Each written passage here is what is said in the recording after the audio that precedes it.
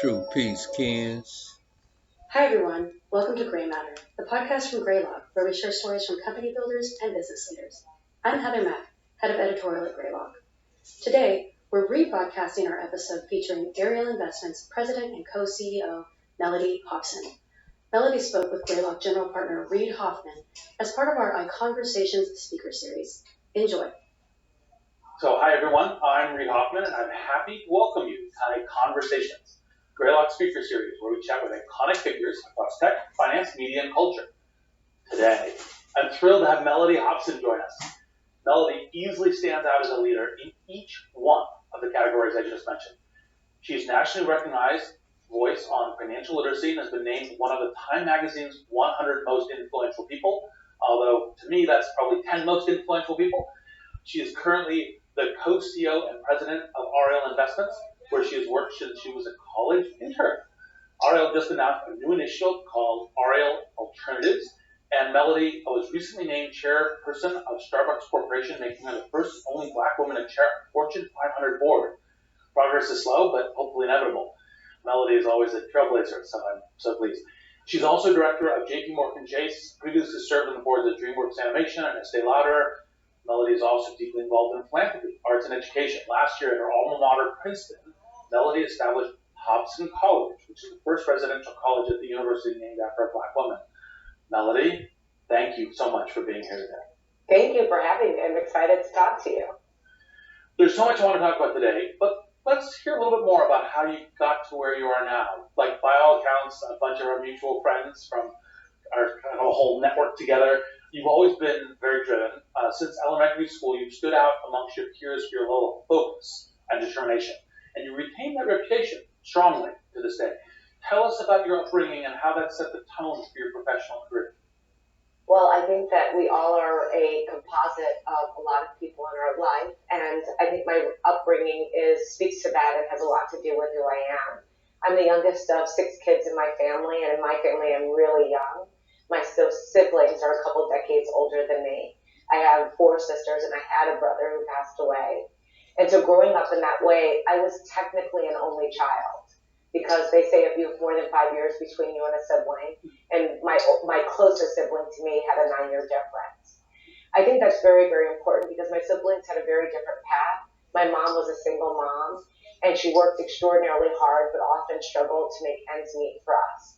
But she was very, very clear and somewhat demanding, I would say, not in a mean or aggressive way, but in a very clear and non-negotiable way with me about her expectations. And I think that had a lot to do with the person that I am. I told this quote that my mother used to say to me over and over again as a child growing up.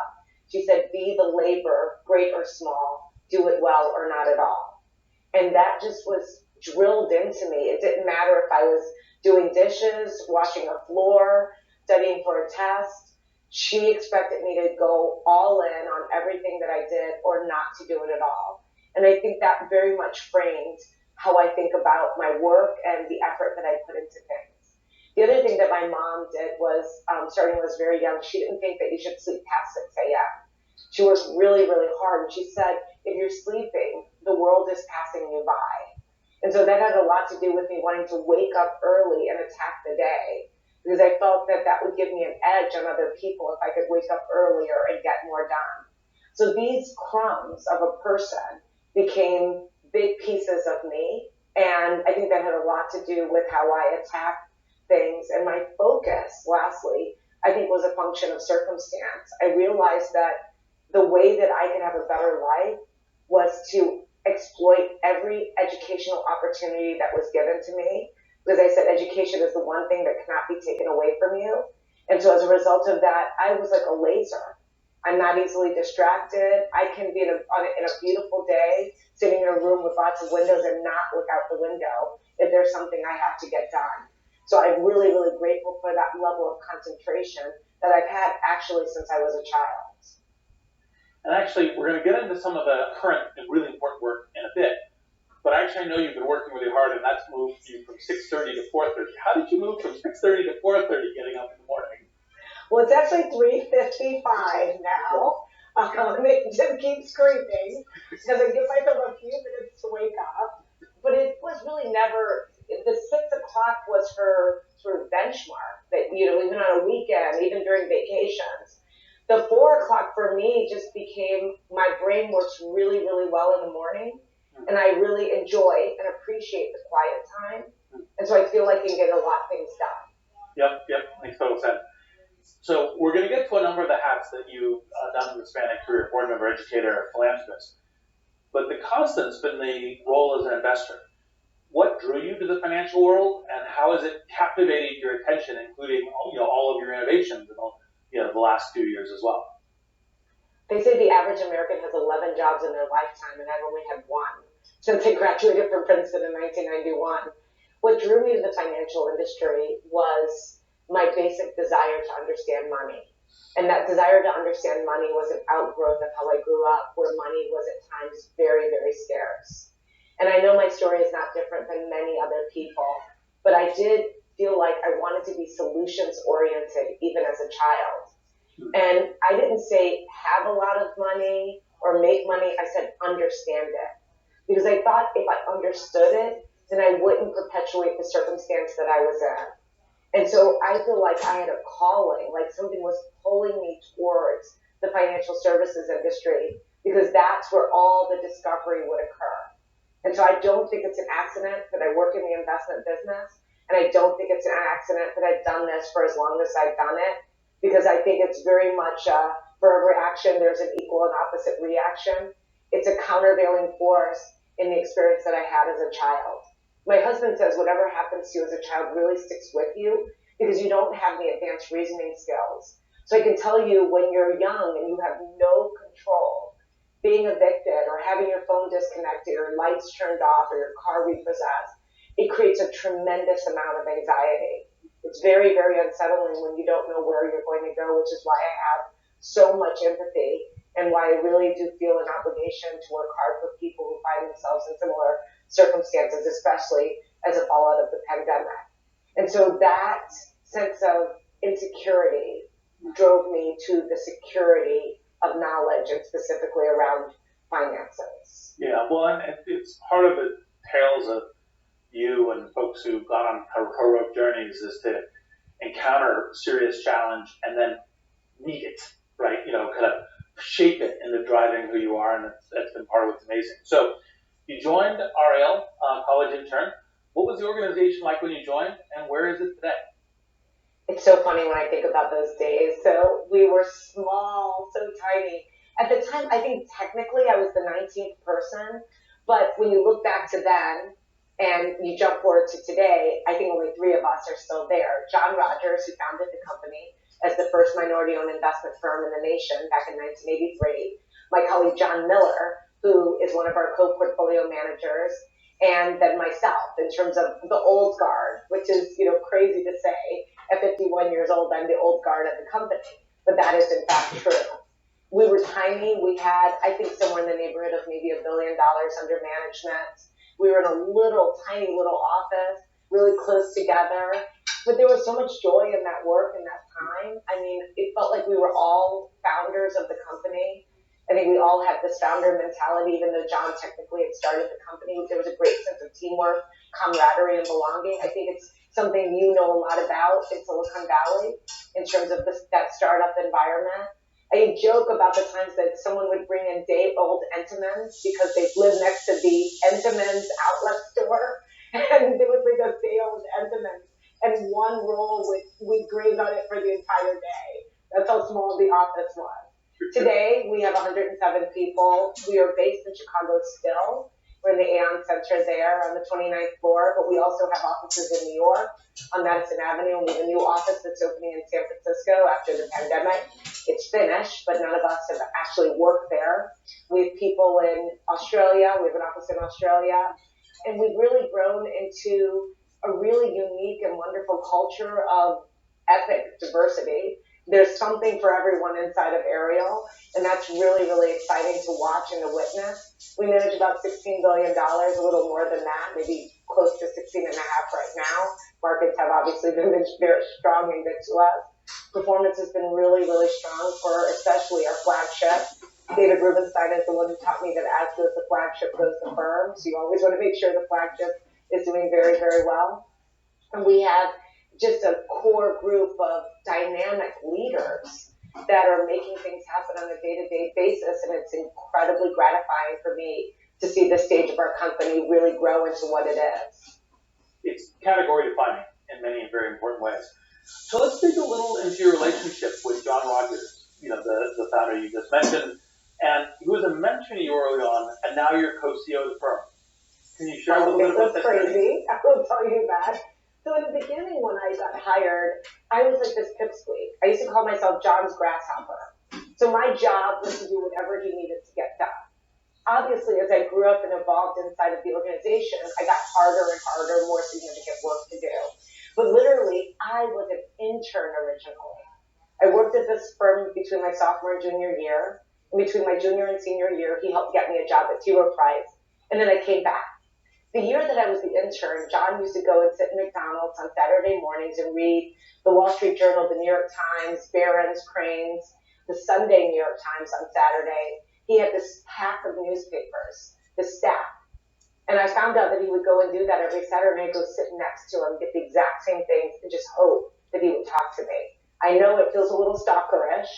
And over time, he would say, well, did you read this article, or did you see that? And ultimately, we had this phenomenal mentor-mentee relationship. And he put me through my paces. Nothing was ever easy. He'd make me write a letter over and over and over again. And it was in its own way challenging and just incredibly fun and great because he invested so much in me. When I was 24 years old, he called Jack Bogle, the head of Vanguard, and said, I have this woman that I work with that I want you to meet. They were on the board of Princeton together. And Jack said, I'm sure this was not a high priority for him. He said, I'm going to be riding a train from New York to Philadelphia on this day. You can come and ride the train with me. So we flew to New York to get on a train to ride it with Jack Bogle. We sat down in the dining car, and John said to him, she's going to be president of Ariel. And I nearly fell out of my seat. And he said, I want her to meet people who can help her be successful. So he did a lot of work to make sure that I was trained and exposed. Now, the thing that got hairy, and John would admit this, as I started to grow and rise through the organization, suddenly the mentee is no longer a mentee. And so, of course, there were times when I felt like I had the better answer, the right answer, and yet we had this relationship that was tiered.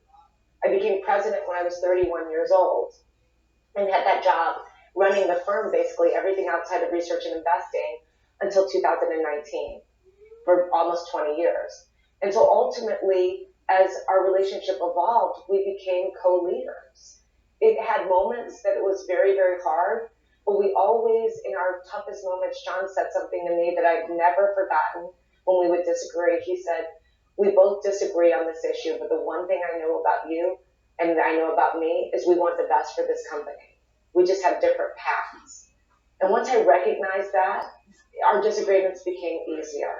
And co is very much in keeping with Ariel. I call it the buddy system. We do everything in twos because we think two are better than one. And it's been a real gift to work alongside John for all these years. He knows there's no one outside of my family that I love more than him and appreciate. He's a godfather to my only child. And he is someone that I just have a tremendous amount of gratitude for. I continue to learn from, but I also push him as well. Would you give any tips to folks, because this is probably, it's a stellar example of a common pattern that frequently blows up in some way, which is the mentee grows up. And it's obviously the massive success case where suddenly, the mentee becomes a co-leader and a mentor themselves. What were some of the things that you learned from that you would point out to other folks who are going through this? Well, sometimes we need a referee. So, someone that you can really trust. We have a really, really good board. And so we used our board in some of those situations. I'm sure it made them uncomfortable. And there were times where I think maybe they thought they were choosing between mom and dad. But we needed sometimes to air a difference with others and to have some opportunity to have that issue litigated when it wasn't just us. The other thing that I think helped a lot is when we started, especially when I became president, John had the title of president. And then he pushed himself up to use the title of CEO and chairman. And so what was really interesting is, you know how you have friends who have children and they stay one size in your mind? So you go to see that friend and you're bringing a child Legos and you're like, my boy is 17. And just like to you, they're 6 years old. There were people who saw me as like a 6 year old. She's the one who like walks after him and makes sure everything gets done. And, she's great, but she's not the decision maker. So having to do that was very, very hard. And it took a lot of discipline for John to literally be the person that they would come to and say, here's the issue. And he'd say, you have to ask Mellody. And then they'd go back to him after I gave the answer. And I had to train him to say, you have to send them back to me. And that was something that was not always easy. Last thing, we wrote it down. We just said, this is you, this is me. And when we're not sure, we'll talk to each other. But let's just be as clear and black as white as we can be. I don't do investing. I don't pick those people, but you lean on me for my Rolodex. You bring me into the room if you need my help. I have privileges that I can go to any meeting inside of the firm. And then the flip side was, this is me. And these are the things that I make the decision on, but you're also invited. At one point, because John realized that his persona loomed so large, he decided he no longer wanted to attend any of my meetings because he felt he was overshadowing the meeting. That was also, again, a very thoughtful and kind thing to do. But I was always welcome to his to show that I had that authority. Awesome. And actually, this is a good time to ask one of the questions that's kind of come in from the audience, which is, you have many times, most often, been the first or only in the room. How has that shaped the way you show up? What guidance can you give to, kind of male allies who want to help those folks who are being the first and only? I mean, I don't also say white, male and white, probably both, in the room to be as successful as possible. Well, first of all, I would tell you that I don't take pride in being first and only. I'm actually not the first chair of a Fortune 500 company who's a black woman. Ursula Burns was the first. But currently, I will be the only when I'm elected next week to be chair of Starbucks. I have a friend who races cars, Lewis Hamilton, who's 7-time world champion, who's phenomenal in every way. And he had a quote once that he said that I told him gave me chills. He's like a little brother to me. And I think people like us find each other when you have been someone who's by yourself. I'm not comparing myself to the global Formula One champion, but just saying they're unicorn type personality in your industry. And Lewis said, being first and only anything black is a proud and lonely moment. And I thought it was such a profound statement of two countervailing ideas, proud and lonely. And so I think that's why I take so much solace and comfort in knowing that John was always there for me, because he too was first and only so many times. And so we just intuitively understand each other.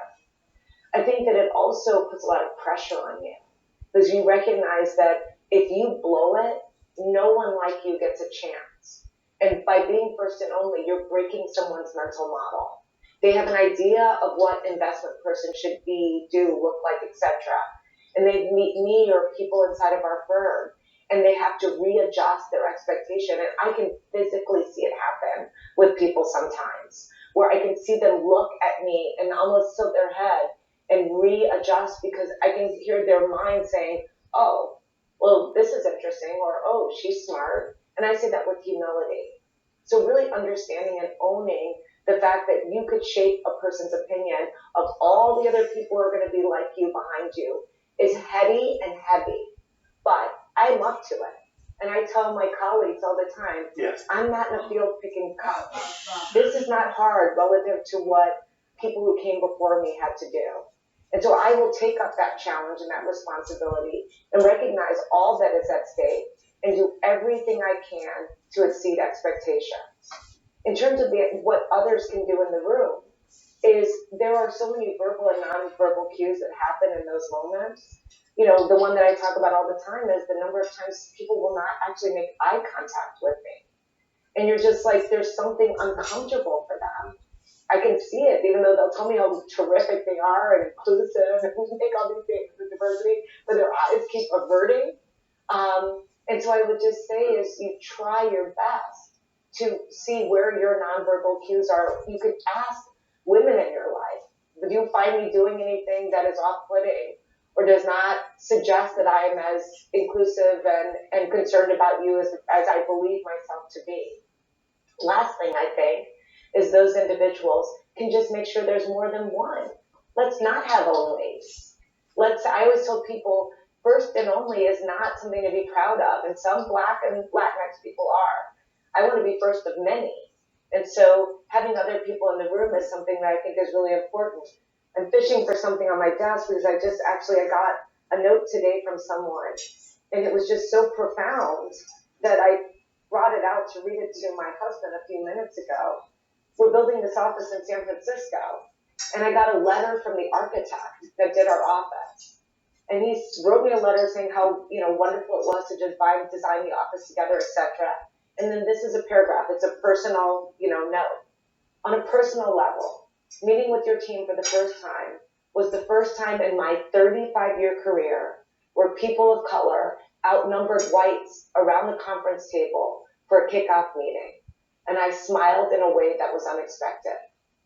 I was so, 35-year career, he's never had that happen. And that said something to me because that told me I had many in the room with me, right? That I'm walking the walk and talking the talk. And one of the things I've also heard from you, multiple environments, because you're frequently called upon to offer advice and leadership in this, is what everyone can do is make sure you're building up the network. If you look around and say, well, I don't actually have many women in my network. I don't have many members of the Black community in my network. Well, change it. Work on it. Make it happen, right? Because if you're not doing that, you're part of the problem, not part of the solution. It isn't just, my views are fine. You're like, no. What does your network look like? And as I think because you've given us a bunch of advice on this at Greylock, we've been extremely appreciative. Like, for example, building the network with management leaders tomorrow and other kinds of things is exactly the thing that we have been highly appreciative of. Yeah, I think that, people always say to me, I can't find this, I can't find that. And I always just go back to them and I say there are 330 million Americans. I promise you, there is someone capable and qualified to do that job. I promise you. So the question is, you're sourcing. Yeah. To whom are you speaking? Where do you reach out? And the one thing about our minority communities, we know each other. I did something recently and I told people, we're our own headhunters. We know how to find each other. And knowing that, having the ability to tap into those networks, I think can become very, very, very powerful. But you have to work at it. Yep, absolutely. This is probably a good transition to Ariel Alternatives.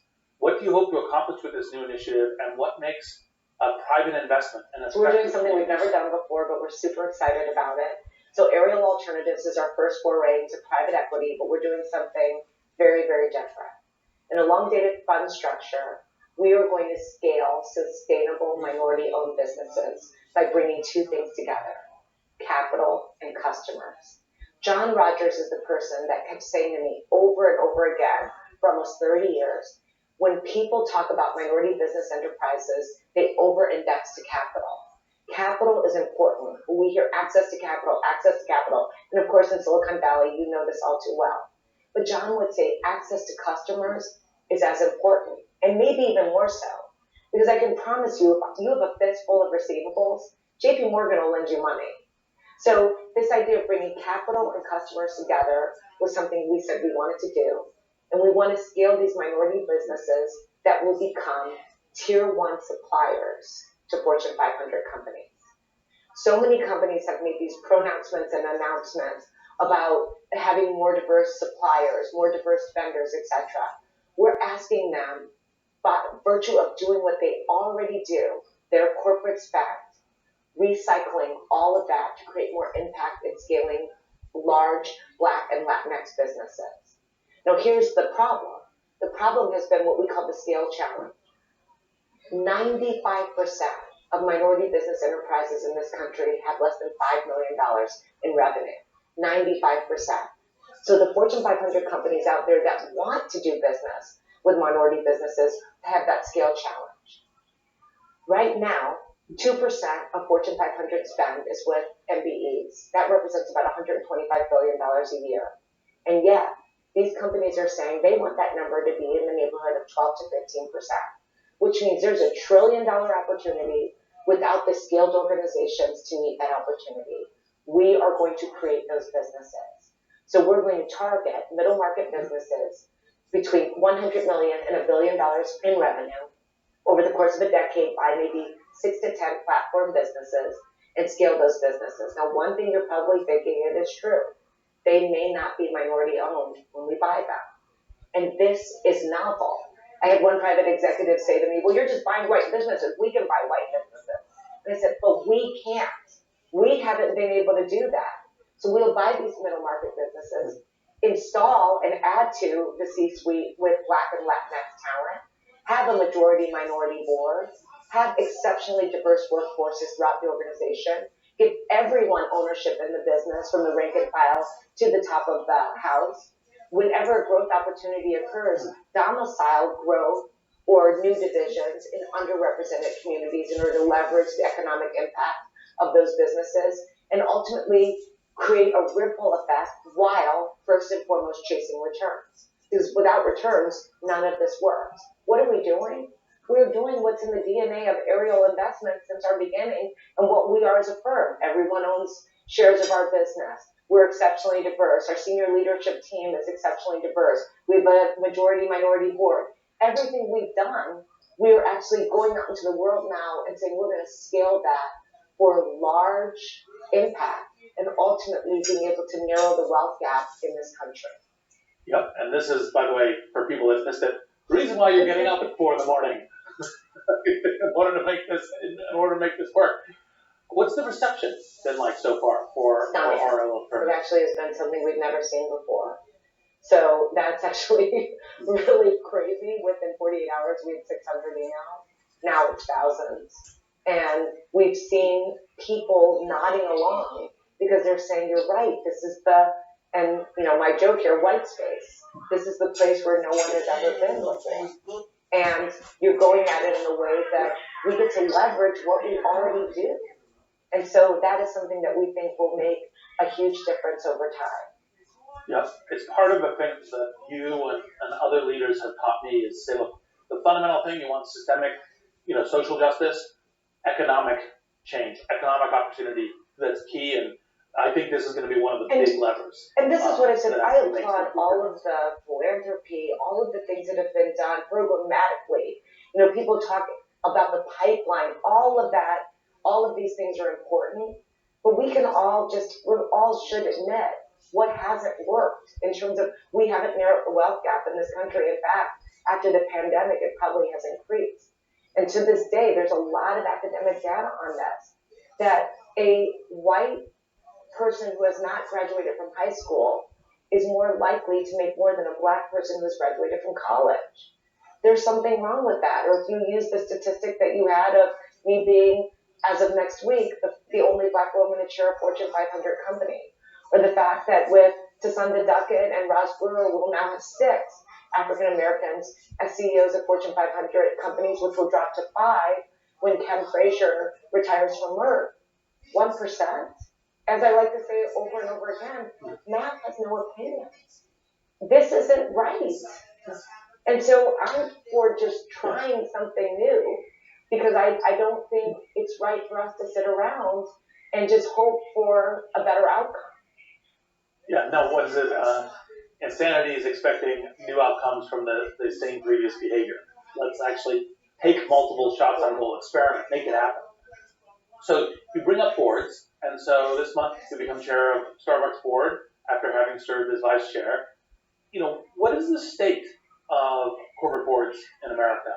What are the kinds of things we need to do in order to evolve this? Well, the state is not where it needs to be, but I think we're going to see some frenzied activity over the last 12 months because post George Floyd's horrific murder, as well as the countless other people, we all know the names, Breonna Taylor, we could just go on and on. Post that, I think boards have realized they're exposed. And so I don't think anyone wants to have their next annual report come out and have an all-white male board. The fact of the matter today is that white men make up 30% of the U.S. population, and they represent 70% of the board seats. I've said this over and over again. Talent and genius do not discriminate. And yet, If you look at the top of corporate America, one would think the most talented and all of the genius lies in one group of people. And that just isn't true. And so I think now that people recognize that this is not acceptable, I think that we're going to see some changes. But there's still almost a couple hundred Fortune 500 companies that don't have a diverse board member. It'll be interesting to see, again, 12, 18 months out, how all of that, what kind of direction that moves in. If we just look at women, where there have been real strides made, 20% of board seats in America represent women. We are way down the list when you compare us to other countries because of the mandates that have taken place in the UK with the 30% club, the laws that have taken place in France or Norway. I think 40% of board seats in France are comprised of women. I mean, you wouldn't think America would be lagging in these kind of statistics when we are considered the melting pot of the world. And yet, the truth of the matter is that is the case. And the same is true of when you look at Black and Latinx representation. We are not tracking with the demographics of our society. And so we have a tremendous amount of work to do here. But I think that bell has rung. And so I do hope that we're going to see real changes. And I know that just based upon the CEOs that have reached out to me. I joked we're our own headhunters. I must have spoken to 36 CEOs who asked for names, lists, etc. And then I learned something just to change the outcome. I used to give people lists and never hear back from them. And now I say, if you want a list, I have to be on a call with you. I have to go through each name with you. And I have to tell you why I'm recommending them. That has led to people being selected. Mm-hmm. Yeah. And actually, I've seen you do that, and I've been the recipient of that, which I've been very pleased with, because I've gotten a whole bunch more interesting color. Because one of the things that I find when I think about myself and kind of I look at it as a network of mentors around me, you're also, you're a mentor on how do we change society, but you're also a mentor on boards. And actually, some of the discussing through the lessons of kind of like where do you compile these boards in terms of high capabilities, in terms of high performance, in terms of responsibilities, in terms of abilities to deliver. What do you see as the critical attributes of effective boards, and what have you learned from being a board member? I've learned so much. Warren Buffett says he was a better businessman because he was a board member, and a better board member because he was a businessman, and I think that's really, really true. Boards have brought me so much. I used to joke that my boards were my business school because I didn't go to business school. And I don't mean that as some neophyte that's not contributing, but I got so much high-level expertise drilled into me just from the people around the table, from the subject matter that we would discuss. And I liberally borrowed all sorts of good ideas that came up in those rooms that I think have made Ariel better. And I know that is true of John Rogers, who has sat on some magnificent boards as well and still does, including Nike and McDonald's and the New York Times. We've been in these world-class rooms. What makes those rooms work? What makes those companies so effective? Starbucks, JP Morgan. I mean, literally, I've worked with these iconic CEOs that are world famous. And the Lauder family, Jeffrey Katzenberg, David Geffen, Steven Spielberg, I mean, all of them in their own way, these icons. I find that there are two key ingredients, and they have been true of all the boardrooms I've been in, thank goodness, is that there's a high level of collaboration, and there's also a very high level of candor. Despite even having these mega leaders who are so iconic in their own right, I've been in rooms where people were truth tellers and who would speak their truth, push back on things that they didn't agree with, be, huge cheerleaders to great success and great work. And I just learned a lot from that. That candor and that collaboration are essential. And if you lose one or the other, I think the board effectiveness really does deteriorate very, very, very quickly. Again, I've been very fortunate because I've been spoiled by those environments. I've only known that kind of environment. And I think that's a function of the kind of leaders that lead those companies that are very bold and visionary and tend to be pretty fearless in their thinking. And I think they attract a certain type of person around them. I've had those founder entrepreneurs as people that I've worked with. And even though Jamie Dimon didn't found JP Morgan, he feels like he did. He runs the company like he did. Yeah. No, well, that's actually one of the really key things about the amazing CEOs is they act like founders. Satya Nadella also is I'm actually not going to be a hired gun just thing. Is no, I feel the genetics and the blood of the company, and I will take the risks, and the moral authority to what to do to grow the company. I think a founder mentality is key, because I tell people all the time, I didn't start Ariel, but you would think I did. A lot of people are surprised by that. And again, seeing that in many of the leaders, how Kevin Johnson has taken over at Starbucks, or that having that same DNA, I think is critical to the success of the business. 100%. A quick note to the audience, we do have a couple more subjects, but we are encouraging questions, which you can put in the chat, so please do. So shifting to financial literacy, because, as we've been talking about, that this is how we actually get racial justice, social justice, is through the actual networks of economic opportunity and their realization. So, you're expanding financial literacy. You've done this in highly visible arenas, like in your role as TV host and contributor to financial news on, I think, every major network, as well as internal settings like schools. Talk a little bit about your work. Financial literacy is something that I feel very strongly about. I tell people I'm an evangelist, like an evangelist preacher when it comes to financial literacy, because of the travesty that exists in our society. America is financially illiterate. We just are.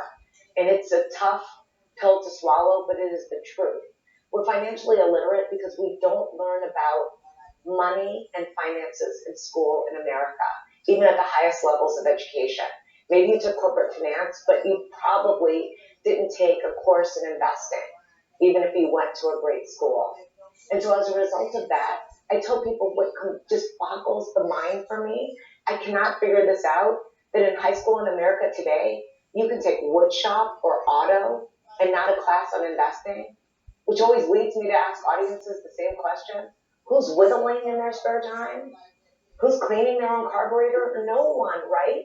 And yet that class on investing profoundly changes lives, or could change lives. The lives of minority students, the lives of young people, because the one thing about finances and investing, which we know all too well, Warren Buffett calls compounding the eighth wonder of the world.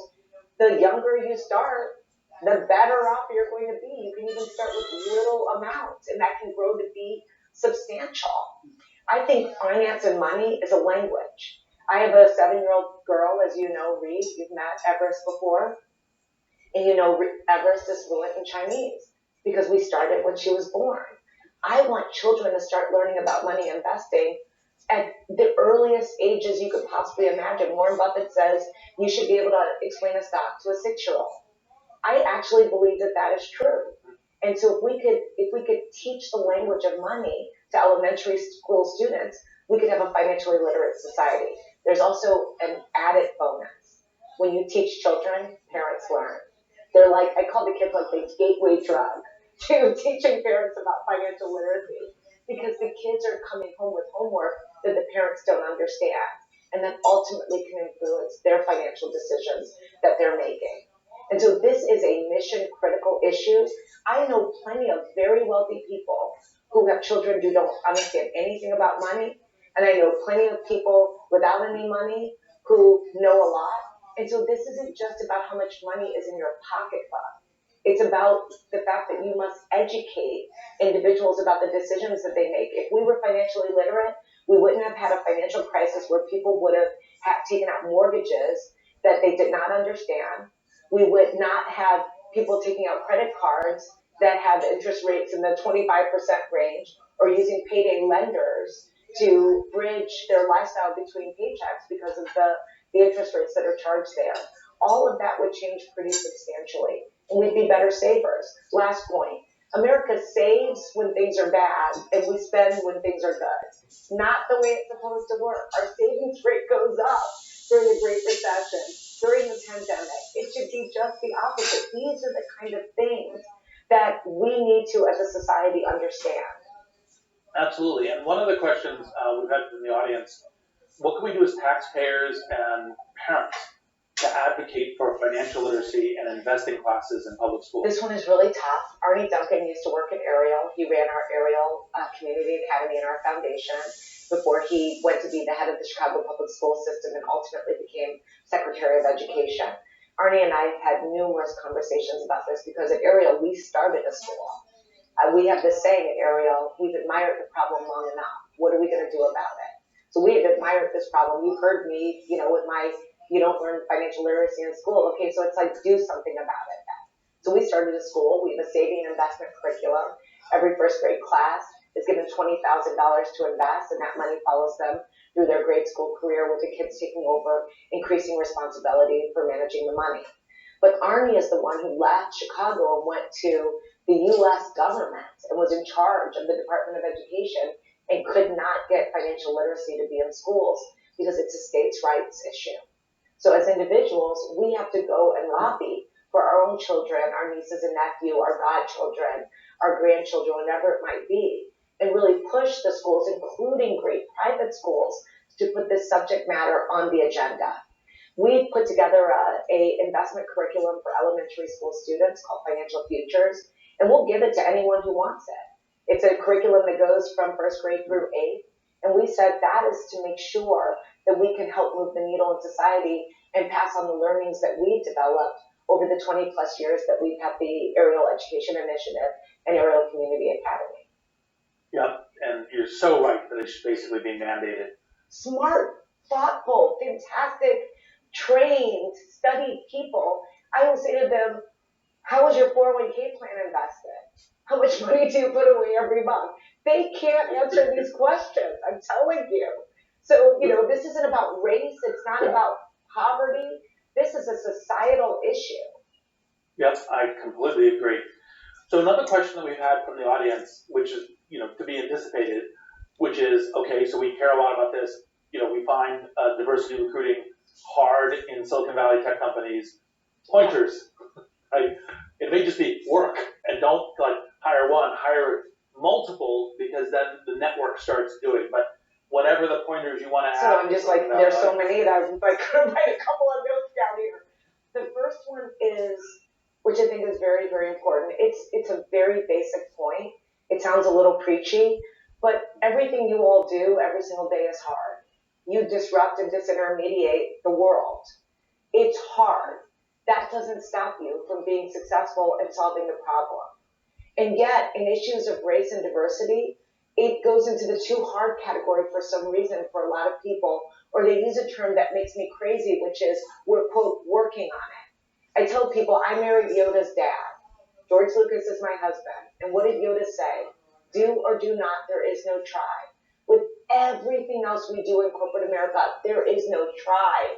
It is make or break, or you do not have a job, or you don't get that next round of funding. But something that people say, this is the term that is in all the annual reports. It's a strategic imperative. It's in all the other, for something that is a strategic imperative or mission critical, we don't lean into it the same way we lean into everything else that we do, pulling all-nighters, all the stuff that we are all so used to and trained to do at this point in our lives. So that's number one.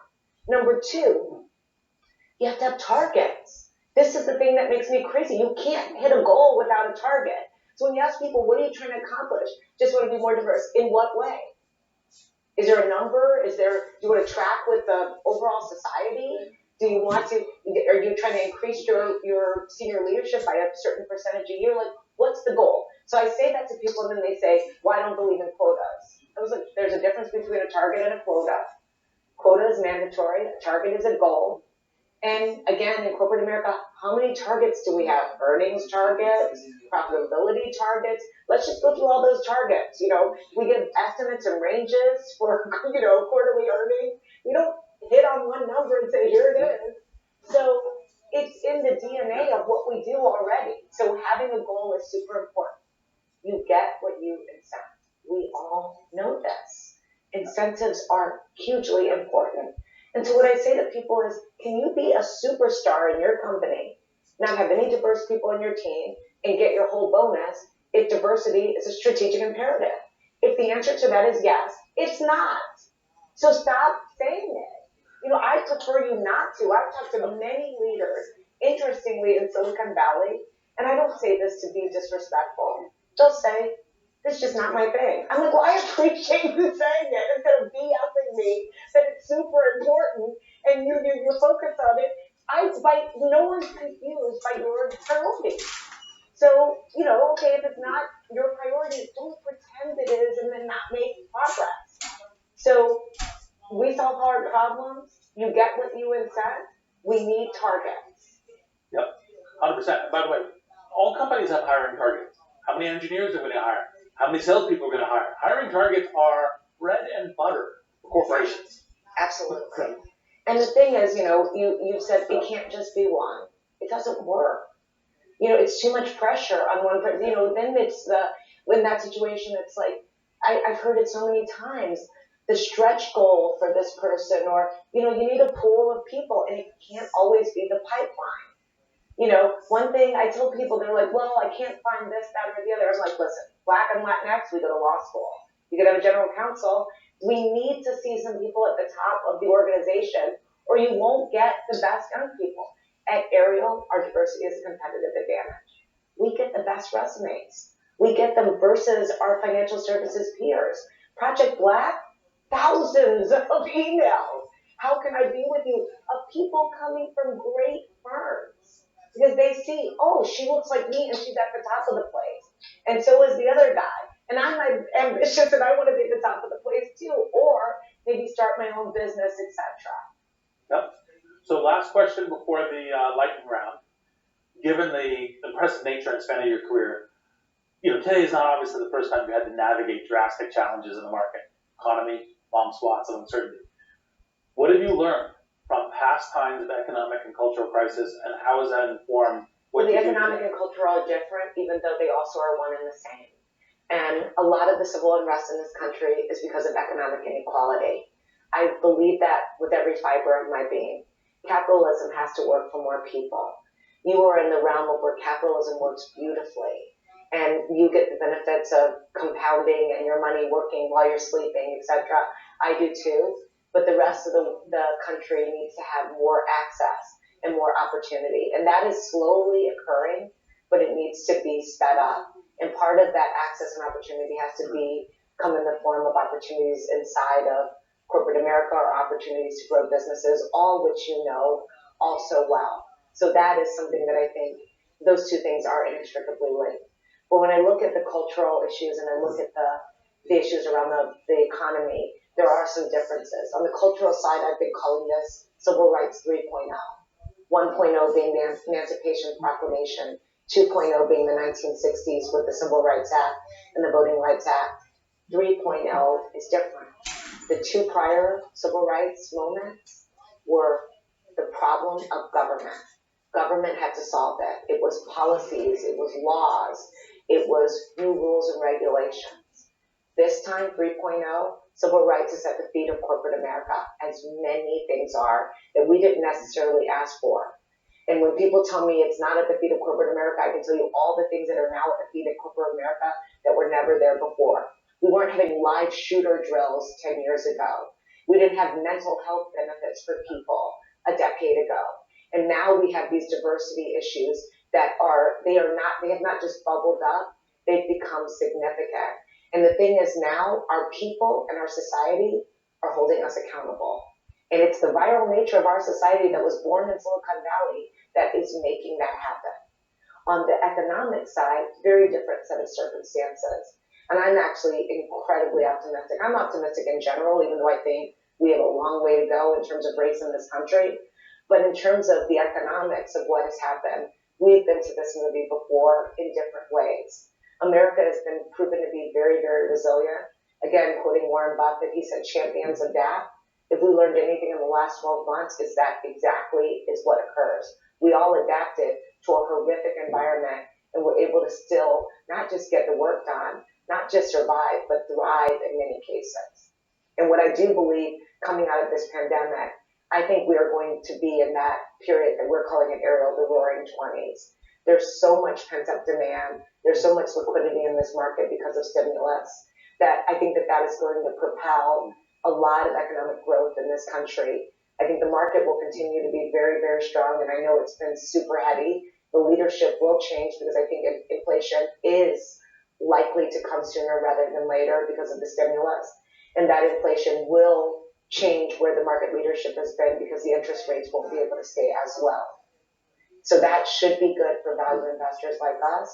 And typically smaller companies outperform in an economic recovery, which should also help value investors like us. So I see a lot of upside from here, despite the tremendous pain and anguish that has been suffered in this country, life and limb first, which, you can't get back, but also the economic devastation that has occurred. I am still optimistic coming out of this. And despite the fact that the stimulus bill was very large and it could have been a bit more targeted for my taste, it was absolutely the right thing to do. Yep, totally agree. So we're going to wrap this up with a quick lightning round. Which actor would play you in the movie version of your life? My husband would say Janelle Monáe, who is a friend of ours, but he thinks that there's a resemblance. Not the blonde version of her now, but her normal version. She's a good friend, and her black hair version. She's a good friend and a good soul. I hope my soul is as good as hers is. The thing that you learned about yourself in COVID that you wouldn't There's have not a lot known of things I otherwise. miss in the real world. We were locked down in a pretty dramatic way because George is 76. And we were told this is not the thing he survives. And so you have to be super, super, super careful. And I took that literally. So we spent months not leaving our house. And there isn't a lot that I miss. I miss people. But everything else is pretty perfunctory to me. Yep. Handwritten notes or note-taking I'm a app note writer. or something else? I write with hand. I process information better if I can write it out.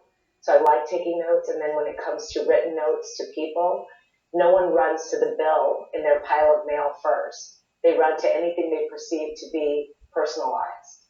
And I think a handwritten note is a very powerful way to communicate with someone. And last but not least, thing you would be doing if you weren't This, doing meaning this interview right now? Or this, what? No, I think RL and RL alternatives and the move to economic justice and social justice. George always says we are what we're going to be, and that it just takes a form. You just don't know how it's going to come, but your essence is the same. And no matter what job I would have done, I think I would have still been an advocate. And we did these Enneagrams. I don't know if you know what that is in my firm, and I'm an 8, so I seek truth and justice. I was glad to see, I put myself in the same breath that supposedly Martin Luther King is an 8. Interestingly, George is supposedly a 9, which would make him one of my wings, and 9s are super creative, so that makes sense. But that idea of seeking truth and justice has always been something that has been in me, so I think whatever I would have done, I would have had that proclivity. I think just in terms of other jobs that I would have loved, I've loved media. I really love media in every way. I've always, loved all of those media companies. I just love them. And it's that communication, the ability to communicate with people. Maybe that's why I married a storyteller. George said I could have been a good producer because he says I'm really organized. So I don't know. I think for sure in the media love, DreamWorks, everything else, I've seen that in the years. So Mellody, thanks so much. As always, an incredible conversation. You've been extraordinarily generous with your time and insights. I always learn. I've learned today, and I'm sure all of our guests did too. And thanks all of you, our guests, for joining us. Please keep